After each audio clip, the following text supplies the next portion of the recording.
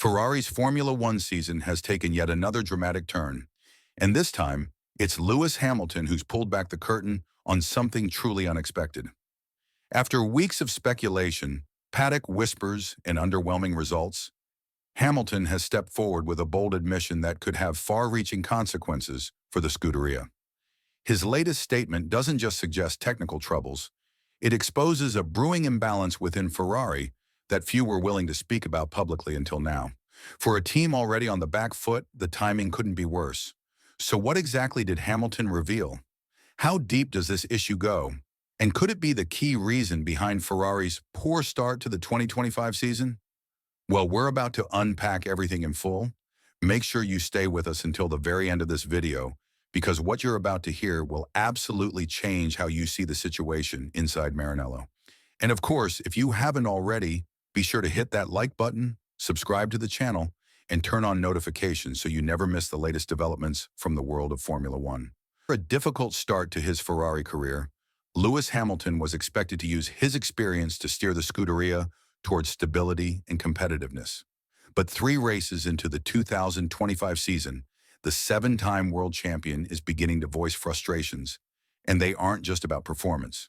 Speaking after the Japanese Grand Prix, Hamilton made a statement that sent ripples through the paddock. There's been a bit of a deficit between both sides of the garage on an element of the car, so on my side, something's underperforming. This isn't a throwaway line. This is Hamilton choosing his words carefully while hinting that his car, or at least one critical component of it, is not delivering what it should. More importantly, he's implying that Charles Leclerc, his teammate, is not dealing with the same issue. It's a statement that cuts right to the core of fairness and parity inside a Formula One team. In theory, both drivers should be operating with the same machinery, the same updates, the same baseline.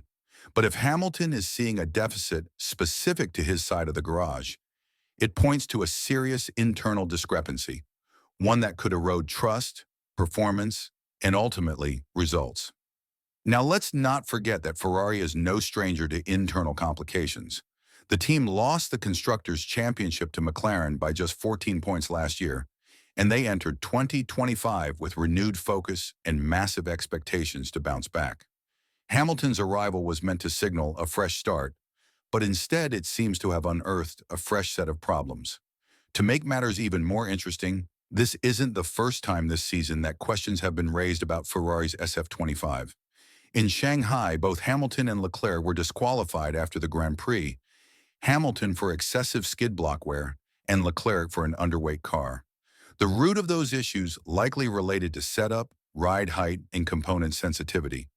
All signs that the SF-25 is walking a fine line when it comes to reliability and regulation compliance.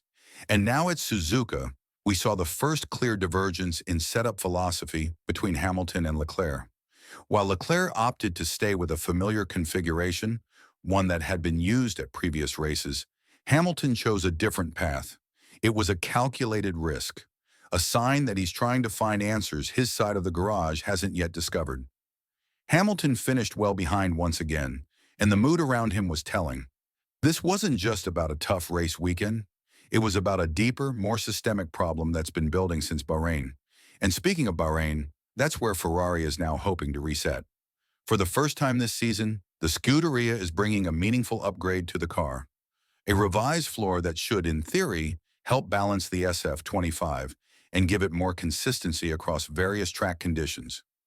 Ferrari Jr. Dino Beganovic will take over Leclerc's car in FP1, while Hamilton will test the new floor configuration. It's a key opportunity for the Brit to see whether this new update can finally address the deficit he's been highlighting for weeks. And remember, this isn't just about Bahrain. The Miami Grand Prix looms just around the corner, and Ferrari are already planning an even more significant update for that weekend. So what happens here in Sakhir will set the tone for what's coming next. A solid foundation now could give them the platform to close the gap to McLaren and Red Bull in the weeks ahead. But if this upgrade disappoints, it could force Ferrari to rethink everything, from development strategy to garage dynamics, to how they manage 2 world-class drivers pushing in different directions. At the end of the day, this situation is no longer just about car setup or floor stiffness. It's about the identity of this team. Is Ferrari truly ready to evolve and build a car that adapts to Hamilton's unique style? Or are they still clinging to old habits and assumptions that continue to hold them back? This is why Bahrain matters. Not just as a race, but as a referendum on whether Ferrari are genuinely building a two-car team, or whether, deep down, they're still operating with an imbalance that could derail yet another season. So now, over to you. What's your take? Is this just teething trouble for Hamilton and Ferrari, or have the cracks already begun to show? Do you think this new floor can finally bring parity between the two cars? Or will we see Leclerc continue to be the de facto number one, while Hamilton fights his own battles? Drop your thoughts in the comments. I'm genuinely curious where you all stand on this. I'll be reading everything, as always. And hey, if you enjoyed the video and want to keep up with all the twists and turns of the 2025 season, don't forget to smash that like button, hit subscribe, and turn on the bell so you're the first to know when new stories break.